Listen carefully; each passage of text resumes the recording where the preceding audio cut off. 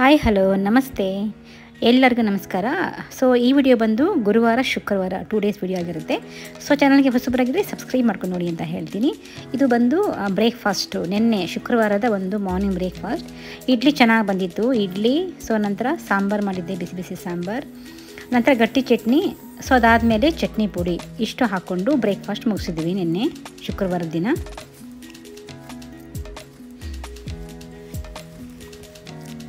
ಸೂಪರಾಗಿತ್ತು taste ಮಾತ್ರ. ನಾನು sambar recipe ಎಲ್ಲ ಹಾಕಿದ್ದೀನಿ ನೋಡಿ. ಸೊ ಶುಕ್ರವಾರದ ಒಂದು ಸಿಂಪಲ್ ಒಂದು ಪೂಜೆ ಈ ಥರ ಬೆಳಗ್ಗೆ ಮಾಡಿದ್ದೆ ನಾನು. ನಮ್ಮಮ್ಮ ತಾಯಿ ಮಹಾಲಕ್ಷ್ಮಿ ಎಲ್ಲರಿಗೂ ಒಳ್ಳೇದು ಮಾಡಲಿ ಅಂತ ಪೂಜೆ ಮಾಡ್ತಾ ಸಿಂಪಲ್ಲಾಗಿ ಪೂಜೆ ಮಾಡಿದ್ದೀನಿ.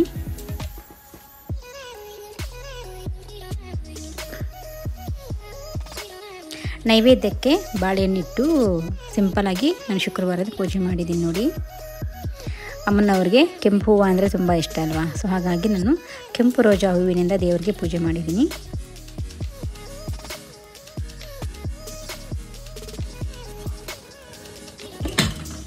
ಸೊ ನಂತರ ನಾನು ಅವರೆಕಾಳು ತೊಗೊಂಡಿದ್ದೆ, ಅದು ಪಲ್ಯ ಕೂಡ ಸ್ವಲ್ಪ ಮಾಡಿದ್ದೀನಿ ನೋಡಿ. ಸೊ ಅದಾದಮೇಲೆ ಕಜ್ಜಾಯಿ ನನ್ನ ಫೇವ್ರೇಟ್ ಅಂತಲೇ ಹೇಳ್ಬೋದು. ಮನೆಯಲ್ಲಿ ಮಾಡಿದ್ದಲ್ಲ ಫ್ರೆಂಡ್ಸ್, ನೀವು ನೋಡಿದ್ರೆ ಗೊತ್ತಾಗಿರ್ಬೋದು. ಸೊ ಅಲ್ಲಿ ನಮ್ಮ ಮನೆ ಹತ್ರನೇ ಒಂದು ಶಾಪ್ ಇದೆ, ಚೆನ್ನಾಗಿ ಮಾಡ್ತಾರೆ ಅಲ್ಲಿ. ನಮ್ಮ ಮನೆಯಲ್ಲಿ ಅಂಗಡಿದು ಅಷ್ಟೊಂದು ಯಾರು ತಿನ್ನಲ್ಲ. ಸೊ ನಾನು ಒಬ್ಬಳೇ ತಂದು ನನಗೆ ಇಷ್ಟ ಆದರೆ, ನನಗೆ ತುಂಬ ಇಷ್ಟ ಕಜ್ಜಾಯ ಅಂತಂದರೆ. ವರ್ಷಕ್ಕೊಂದು ಟೈಮ್ ನಾನು ಕೂಡ ಮಾಡ್ತೀನಿ ಕಜ್ಜಾಯನ ಮನೆಯಲ್ಲಿ. ರೆಸಿಪಿ ಕೂಡ ಹಾಕಿದ್ದೀನಿ ಯೂಟ್ಯೂಬಲ್ಲಿ ನೋಡಿ. ನನ್ನ ಫೇವ್ರೆಟ್ ಕಜ್ಜಾಯ ನೋಡಿ, ನೋಡ್ತಾ ಇದ್ದರೆ ತಿನ್ನಬೇಕು ಅನ್ಸುತ್ತಲ್ವ. ಸಖತ್ತಾಗಿತ್ತು, ಟೇಸ್ಟಿಯಾಗಿತ್ತು, ಸಾಫ್ಟಾಗಿತ್ತು ಕೂಡ. ನಾನು ನಿಮಗೆ ಮಂಗಳೂರು ಸ್ಟೋರಲ್ಲಿ ಕೂಡ ಸಿಗುತ್ತೆ. ಆ್ಯಕ್ಚುಲಿ ಇದು ಮಂಗಳೂರು ಸ್ಟೋರ್ದಲ್ಲ, ನಿಮ್ಮ ಮನೆ ಹತ್ತಿರ ಮಂಗಳೂರು ಸ್ಟೋರ್ ಇದ್ದರೆ ಅಲ್ಲಿ ಕಂಪಲ್ಸರಿ ಇಟ್ಕೊಂಡಿರ್ತಾರೆ, ಅಲ್ಲಿ ಸಿಗುತ್ತೆ, ಬೇಕಾದ್ರೆ ನೀವು ಪರ್ಚೇಸ್ ಮಾಡ್ಬೋದು. ಇದು ನಮ್ಮ ಮನೆ ಪಕ್ಕದಲ್ಲೇ ಒಂದು ಶಾಪ್ ಆಗಿದೆ. ಸೊ ಅಲ್ಲಿ ತಂದಂತಹ ಒಂದು ಕಜ್ಜಾಯ ತುಂಬ ಅಂದರೆ ತುಂಬ ಚೆನ್ನಾಗಿತ್ತು. ಸೊ ನಿಮ್ಗೆ ಯಾರಿಗೆಲ್ಲ ಕಜ್ಜಾಯ ಇಷ್ಟ ಅಂತ ಕಮೆಂಟ್ ಮಾಡಿ.